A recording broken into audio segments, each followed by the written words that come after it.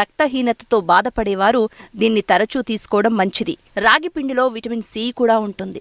దీనివల్ల రోగనిరోధక శక్తి పెరగడంతో పాటు చర్మం ఆరోగ్యంగా ఉంటుంది.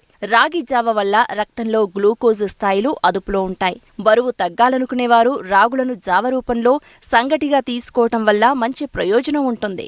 రాగిలో మాంసకృతులు హెచ్చుగా ఉంటాయి. రాగి పిండిలో పలు రకాల అమైనో ఆమ్లాలు పుష్కలంగా ఉంటాయి.